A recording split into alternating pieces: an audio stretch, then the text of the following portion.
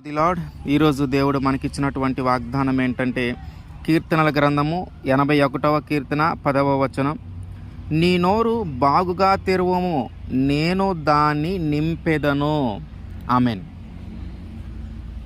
మనం కొన్నిసార్లు నా పరిస్థితి ఏంటో దేవుడికి తెలుసు, నేను ఎలాంటి పరిస్థితుల్లో ఉన్నానో ఆయనకి తెలుసు, నేను ఏది కోరుకుంటూ ఉన్నానో తెలుసు, నేను ఏది జరగకూడదు అనుకుంటూ ఉన్నానో తెలుసు, నా మంచి ఏంటో తెలుసు ఆయనకి, నా చెడేంటో తెలుసు. కనుక నాకు ఇవ్వవలసినది ఆయన ఎరిగి ఉన్నాడు కనుక ఇంక నేను అడగాల్సింది ఏముందిలే, ఆయనే ఇస్తాడు అని అనుకుంటూ ఉండాం.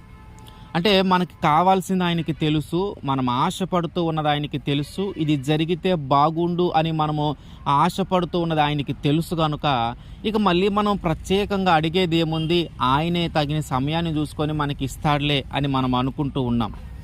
అయితే యేసుక్రీస్తు వారు సెలవిస్తున్నటువంటి మాట ఏంటంటే, నీవు అడుగు, నీ నోరు తెరిచి నీవు అడుగు. నీ నోరు తెరిచి ఎప్పుడైతే నువ్వు అడుగుతావో ఆయన నీ నోటిని నింపుతాడు. అంటే నువ్వు నోరు తెరిచి ఏదైతే అడుగుతావో దానిని ఆయన జరిగిస్తాడు. మన నోటి నుంచి ఏదైతే మనము దేవుణ్ణి అడుగుతూ ఉన్నామో, దేనికోసమైతే ఆయన్ని అడుగుతూ ఉన్నామో అది ఆయన జరిగిస్తాడు. కొన్నిసార్లు మనం మౌనంగా ఉంటే సరిపోదు. కొన్నిసార్లు మనం మౌనంగా ఉండి దేవుడే చేస్తాడులే, మనం అడగకుండా ఆయన చేస్తాడులే అనుకోకుండా మనం అడగాలి అని ఆయన ఆశపడతా ఉన్నాడు. మీరు అడగండి నేను ఇస్తాను అంటా ఉన్నాడు. నీ నోరు తెరిచి నువ్వు అడుగు నేను చేస్తానంటూ ఉన్నాడు. నీ నోటిని బాగుగా తెరువుమో నేను దాన్ని నింపుతానంటూ ఉన్నాడు. మనం అడగాలి. మనము అడిగేటప్పుడు సందేహపడకూడదు. ఇది జరుగుతుందా, ఇది సాధ్యమేనా, ఇది చేయగలుగుతాడా అనే సందేహంతో మనము అడగకూడదు. ఇప్పుడే కదా ఒకటి అడిగాం, మళ్ళీ ఇంకోటి అడిగితే దేవుడు ఏమన్నా అనుకుంటాడేమో. ఇప్పుడే కదా మన జీవితంలో దేవుడు ఒక మేలు చేశాడు, మళ్ళీ ఇంకొకటి అడిగితే ఎన్నని చేయాలని దేవుడు ఏమన్నా అనుకుంటాడేమో. ఆయన సర్వశక్తిమంతుడు, సర్వ సమృద్ధి కలిగిన దేవుడు. నువ్వు అడిగేది నీకు పెద్దది కావచ్చు, నువ్వు అడిగేది ఇది సాధ్యము కాదేమో అని నీకు అనిపించవచ్చు, నీవు అడిగేది ఇది చాలా పెద్దది, ఇది జరగటము అసాధ్యము అని నీకు అనిపించవచ్చు. కానీ దేవుని దృష్టికి అది అల్పమే, దేవుని దృష్టికి అది చిన్నదే. ఇశ్రాయేల్ రాజు యోధా రాజును తీసుకొని, ఏదోము రాజును తీసుకొని మోయాబీల మీదకి యుద్ధానికి వెళ్ళాలని అనుకున్నప్పుడు వాళ్ళు ఏదోము మార్గాన వెళుతూ 7 రోజులు తిరిగారు. 7 రోజులు తిరిగే సమయానికి వాళ్ళు తెచ్చుకున్న ఆహారము, వాళ్ళు తెచ్చుకున్న నీళ్లు అయిపోయినాయి. అక్కడ త్రాగటానికి నీళ్లు దొరకని పరిస్థితి ఏర్పడింది. దాహంతో అల్లాడిపోయే పరిస్థితి ఏర్పడింది. వాళ్ళతో పాటు వచ్చిన ఆ గుర్రాలకు కానీ, వాళ్ళతో పాటు యుద్ధానికి వచ్చినటువంటి ఆ మనుషులకు కానీ, అంటే సైనికులకు కానీ, ఈ 3 రాజులకు కానీ నీళ్లు దొరకల. దాహం అంతా అల్లాడిపోతూ ఉన్నారు. 3 రాజులు కలిసి అనుకుంటా ఉన్నారు, ఇంకా మన పని అయిపోయింది. పొరపాటున మోయాబీలకు కానీ కనిపించామా వాళ్ళ చేతికి మనం చిక్కినట్టే. ఎందుకంటే ఇప్పటికే దాహంతో అల్లాడిపోతూ ఉన్నాం. వాళ్ళు కానీ మన వెంట పడ్డారంటే మనము తప్పించుకొని వెళ్ళిపోలేం. మనం ఎక్కువ దూరం పరిగెత్తలేం, ఎక్కువసేపు వాళ్ళతో పోరాడలేం. తప్పించుకొని పారిపోవటానికి కూడా మన దగ్గర ఓపిక లేదు. ఎందుకంటే ఆహారం అయిపోతూ ఉంది, నీళ్లు దొరకని పరిస్థితి. అప్పటికే 7 రోజులు గడిచిపోతా ఉన్నాయి. వాళ్ళు తెచ్చుకున్నవన్నీ అయిపోయినాయి. ఇప్పుడు దాహంతో అల్లాడిపోతూ ఉన్నారు. 3 కలిసి మాట్లాడుకున్నటువంటి మాటలు ఏంటంటే, దేవుడు మోయాబీల చేతికి మనల్ని అప్పగించటానికే మనల్ని ఇక్కడ దాకా తీసుకొని వచ్చాడేమో, ఇక మన పని అయిపోయిందని వీళ్ళు అనుకుంటూ ఉన్నారు. ఇక్కడ దాహము తీర్చటం అంటే ఒకరికో ఇద్దరికో కాదు, 3 రాజులు, ఆ 3 రాజుల సైన్యము. 3 రాజులు ఉన్నారు. ఆ 3 రాజులతో పాటు యుద్ధము చేయటానికి వచ్చిన సైన్యము ఉంది. అంతమందికి దాహం తీర్చగలగాల. ఏ రాజు తలుచుకున్నా కూడా అది అసాధ్యమే. అసలు ఇప్పుడు రాజుకే గతి లేదు, రాజుకే దాహం తీర్చుకోవటానికి అవకాశం లేదు. అంటే ఇప్పుడు వీళ్ళ ముగ్గురు దృష్టిలో వారందరికీ దాహము తీర్చటం అనేది అసాధ్యం. ఒక్కటే మార్గం, శత్రువుల చేతికి దొరకటమే.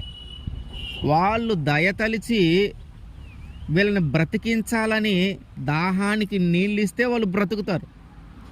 ఒకవేళ వాళ్ళు దయతలచకుండా వీళ్ళు శత్రువులని భావించి వీళ్ళ మీద ప్రత్యేకంగా యుద్ధం చేయాల్సిన పనిలే, తాగటానికి నీళ్ళు అందకుండా చేస్తే చాలు, వాళ్ళంతట వాళ్ళే చనిపోయే పరిస్థితి.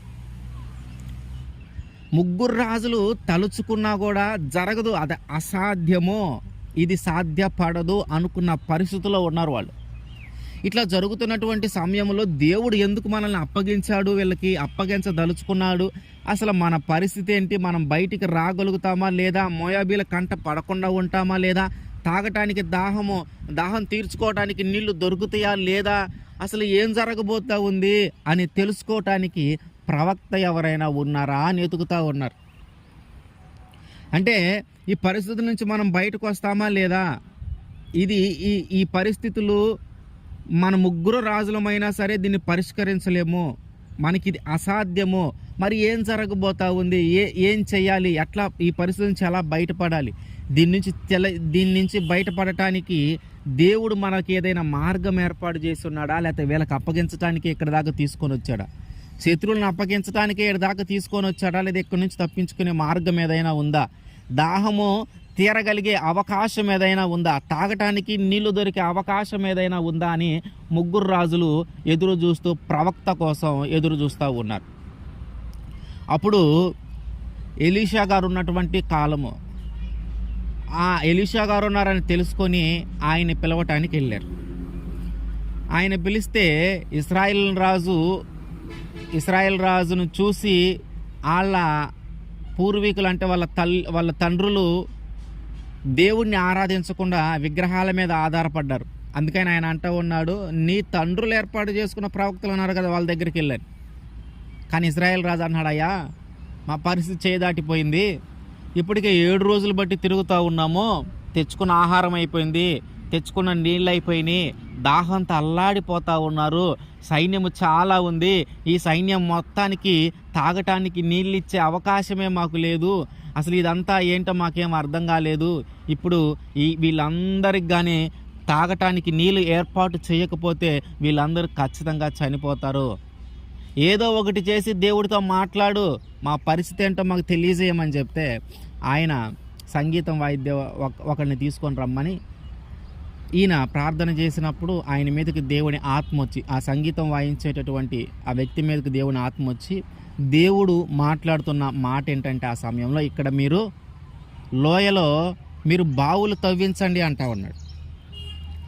మీరు బావులు తవ్వించండి, ఆ బావుల నిండా నీటిని నేను నింపుతా, గాలి రాకపోయినా వర్షం రాకపోయినా ఆ బావులన్నీ నిండుతాయి, మీరు త్రాగండి, మీ సైన్యము తాగండి, ఆ సైన్యము తీసుకొని వచ్చినటువంటి ఆ గుర్రాలు లేదా ఆ పశువులు ఏవైతే ఉన్నాయో, యుద్ధానికి తీసుకొచ్చే ఆ పశువులు జంతువులు ఏవైతే ఉన్నాయో అవన్నిటి కూడా తాగటానికి సమృద్ధిగా మీరు ఎన్ని బావులు తవ్వుతారో వాటన్నిటిని నేను నీళ్ళతో నింపుతా. ఆ మాట చెప్పి లాస్ట్లో ఒక మాట చెప్తారు, ఏంటంటే ఇదంతా దేవునికి అల్పమే, ఇదంతా దేవునికి అల్పమే. ఒకసారి రిఫరెన్స్ మనం చూస్తే 2వ రాజుల గ్రంథము 3వ అధ్యాయము 16 నుంచి, యెహోవా సెలవిచ్చినదేమనగా ఈ లోయలో చాలా గోతులను త్రవ్వించుడి. యెహోవా సెలవిచ్చినదేమనగా గాలియే గాని వర్షమే గాని రాకపోయినను మీరును మీ మందలను మీ పశువులను త్రాగుటకు ఈ లోయ నీళ్లతో నిండును, ఇది యెహోవా దృష్టికి అల్పమే.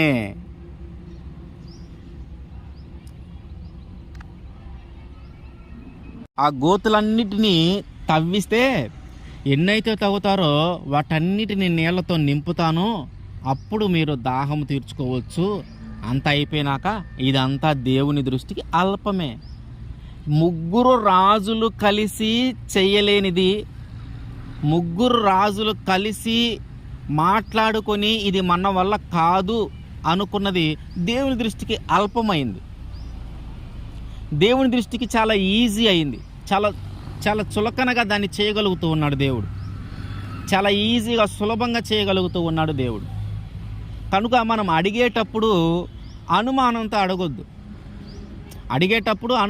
అడగొద్దు. ఎందుకంటే నీ దృష్టిలో అది సాధ్యం కాకపోవచ్చు, నీ దృష్టిలో అది అసాధ్యమే. మన వైపు నుంచి చూస్తే అది సాధ్యపడటానికి అసలు అవకాశమే లేదు. కానీ దేవుని దృష్టికి అది చాలా అల్పమైనది. అందుకనే నువ్వు అడిగేది ఏదో స్పష్టంగా అడుగు దేవుణ్ణి. నువ్వు అనుమానించి అడగాల్సిన పనిలే. నువ్వు అడగాల్సింది స్పష్టంగా అడుగు. నీకు కావాల్సింది స్పష్టంగా అడుగు.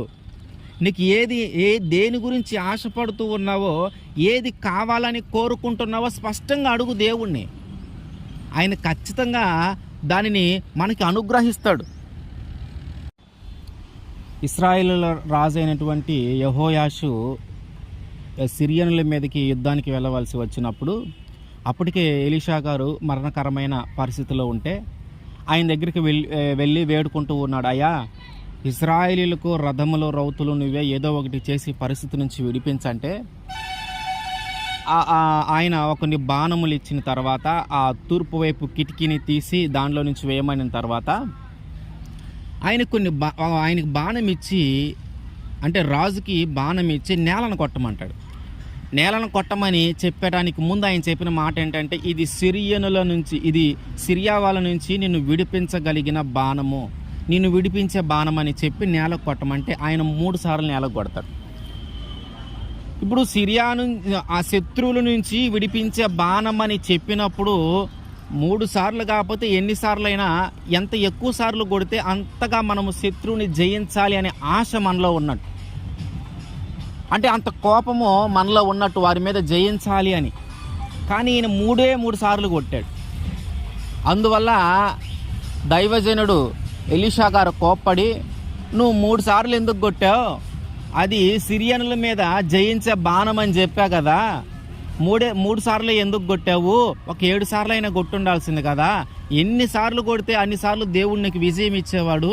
ఇప్పుడు నువ్వు 3 సార్లే కొట్టావు కాబట్టి వాళ్ళ మీద 3 సార్లే గెలవగలుగుతావని. అంటే మనం ఏమనుకుంటామంటే, దేవుడు ఇంకెంతకు మించి చేయలేడేమో, దేవుడికి ఇది ఈ స్థాయేనేమో, ఇంకెంతకు మించి చేయలేడు దేవుడు. మనకు అవకాశం ఇచ్చినప్పుడు, అడుగు అని అవకాశం ఇచ్చినప్పుడు, యుద్ధము చేయటానికి అవకాశం ఇచ్చినప్పుడు, శత్రువుని జయించడానికి అవకాశం ఇచ్చినప్పుడు సంపూర్ణంగా జయించగలిగేలాగా మనం అడగాలి.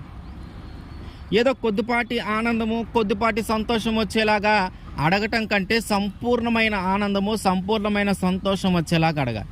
3 సార్లు కొడితే 3 సార్లే జయించగలిగాడు. అది 7 సార్లు కొట్టుంటే 7 సార్లు జయించగలిగేవాడు. 10 సార్లు కొట్టుంటే 10 సార్లు జయించగలిగేవాడు. అంటే మనం అడిగే దాంట్లోనే ఉంది. మనము నోరు తెరిచి చక్కగా అడగాల. మనము నోరు తెరిచి చక్కగా అడిగితే ఆయన చక్కగా నెరవేరుస్తాడు. అడగటానికి మనకే అనుమానంతోనూ ఇంతకు మించి చేయడేమో అని ఒక అనుమానంతో మనం అడుగుతూ ఉంటే ఆయన మాత్రం మన జీవితంలో కార్యం ఎలా చేస్తాడు? 3 సార్లు కొట్టాడు, ఆ 3 సార్లే జయించాడు. దేవుడు మనకు అవకాశం ఇస్తా ఉన్నాడు. ఏమని? నువ్వు అడుగు, నేను నెరవేరుస్తాను అని. నువ్వు అడుగు, నేను నెరవేరుస్తాను అన్నప్పుడు ఇదొక్కటి జరిగితే చాలే, ఇంకెందుకు లేదు దేవుడిని అడగటం, ఇంకెందుకు లేదు దేవుడిని బతిమలాడటం, ఇది చేయమనో చాలు, ఇది చేస్తే చాలే అని మనం అనుకునేది ఎందుకు? అడిగేదేదో సంపూర్ణంగా అడుగు. సంపూర్ణమైన ఆనందము, సంపూర్ణమైన సంతోషము కలిగేలాగా అడుగు. ఒకటి అడిగి మళ్ళీ అది అయిపోయిన తర్వాత మళ్ళీ 4 రోజులు బాధపడి మళ్ళీ ఇంకోటి అడిగేది ఎందుకు? అసలు ఆ బాధ కలగకుండా ఉండటానికి ఏం చేయాలో అడుగు. దేవుణ్ణి అడగటం కూడా మనకి తెలియాల. ఆయన అంటున్న మాట ఏంటి? నువ్వు నోరు తెరిచి అడుగు, నేను దాన్ని నింపుతా. నువ్వేదైతే అడుగుతావో నేను దాన్ని చేస్తా. అనుమానంతో అడగొద్దు. చేస్తాడో లేదో అని అనుమానంతో అడగొద్దు. లేదు ఇంకా చాలే దేవుడు ఇంతకు మించి చేయలేడేమో అన్న ఉద్దేశంతో అడగొద్దు. నువ్వేది అడగగలుగుతావో అడుగు. దేవుడికి అనుకూలంగా ఉండాలి నువ్వు అడిగేది. నువ్వేదైనా అడుగు, దానికి కూడా దేవునికి అనుకూలంగా ఉండాలి మనం అడిగేది. కనుక మనము అడగాల్సింది చక్కగా అడగాల. చేపలు పడతా ఉన్నప్పుడు సీమోను దోణి ఎక్కినప్పుడు కొంచెం లోతుకెళ్ళి వల వేయమంటే, అయ్యా ఇప్పటికే రాత్రి పగలు చేపలు పడటానికి ప్రయత్నం చేస్తూనే ఉన్నాం, కానీ ఒక్క చేప కూడా పడలా. ఇంకా మళ్ళీ లోతుకు తీసుకొని వెళ్ళి వేసినా కూడా అదే కదా పరిస్థితి. అంటే దేవుడే తానంతట తాను నువ్వు చెయ్యి, నువ్వు అడుగు, నేను చేస్తాను అంటా ఉంటే అడగటానికి కొన్నిసార్లు మనకే జరగదేమో అనిపిస్తూ ఉంది. అడగటానికి మనకే అనిపిస్తుంది జరగదేమో. ఎందుకంటే పగలంతా కష్టపడ్డా పళ్ళ, రాత్రి అంతా కష్టపడ్డా పళ్ళ, మళ్ళీ ఇప్పుడు ప్రత్యేకంగా కష్టపడితే పడతాయి అంటావా?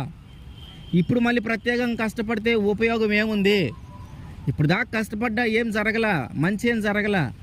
ఇప్పుడు దాకా ఎంతో శ్రమపడ్డా మంచి ఏం జరగలా. మళ్ళీ ఇప్పుడు దేవుడు వచ్చి మళ్ళీ కష్టపడు, మళ్ళీ చెయ్యి, ఈసారి నేను ఆశీర్వదిస్తాను, ఈసారి అడుగు నేను చేస్తాను అంటూ ఉంటే ఇప్పుడు దాకా జరిగింది, ఇప్పుడు దాకా జరగలేదు కదా, ఇప్పుడు మాత్రం ఏం జరుగుతుంది అనిపిస్తూ ఉంది. కానీ దేవుని మాట తర్వాత ఆయన ఏమంటున్నాడు? సరేనయ్యా నువ్వు చెప్పావు కాబట్టి నేను వల వేస్తాను అన్నాడు. మనము దేవుడు చేస్తాడు ఆ విషయాన్ని మనం నమ్మాలి. ఆయన మాట విని మనము మొదలు పెడితే ఆయనే దాన్ని పూర్తి చేస్తాడు. విస్తారమైన చేపల బండి వాళ్ళు లాగలేక, ఆ చేపల్ని సముద్రంలో నుంచి దోనిలోకి పడవలోనికి ఎక్కించుకోలేక పక్కనున్న వాళ్ళ సహాయము తీసుకోనల్లా వాటిని పైకి లాగగలిగారు. అంటే ఆ పడిన చేపలు అన్నీ ఇన్ని కాదు, వాళ్ళ వల్ల కాల ఆ పైకి లాగటానికి. కనుక మనము అడిగేది దేవునికి చాలా సులభంగా చేయగలిగేవే. మన దృష్టిలో మనకు కష్టం, మన దృష్టిలో మనకు అసాధ్యం, కానీ దేవుని దృష్టిలో సాధ్యమే. అది అత్యల్పమే దేవునికి. మనం అనుకుంటూ ఉంటాం ఇప్పుడు దాకా కష్టపడ్డాం ఏం జరగలా, ఇప్పుడు దాకా శ్రమ పడ్డాం ఏం జరగలా, ఇప్పుడు మాత్రం ఏం జరుగుతుందని మనం అనుకుంటాం. కానీ ప్రకృతిని సైతము ఆయన మార్చి మనకి సహాయం చేయగలిగిన దేవుడు ఆయన. ప్రకృతి మీద అధికారం కలిగిన దేవుడు ఆయన. ఈ భూమిని సృష్టించిన వాడు గనక ఈ భూమిలో ఉన్న ప్రతి ఒక్కటి ఆయనకి లోబడే ఉంటుంది, ఆయన మాటకు లోబడే ఉంటుంది. కనుక మనం అడిగేది ఏదైనా స్పష్టంగా అడగాల. అది చిన్నదా పెద్దదా, దేవుడు చేయగలుగుతాడా చేయలేడా, ఇప్పటికే 4-5 అడిగాను మళ్ళీ ఇంకొకటి ఎక్కడ అడగాలి, ఇప్పటికే చాలా కష్టపడ్డాను అయినా జరగల, మళ్ళీ ఇప్పుడు అడిగితే మాత్రం ఏం జరుగుతుంది? అసలు ఇట్లాంటివన్నీ వదిలేయి.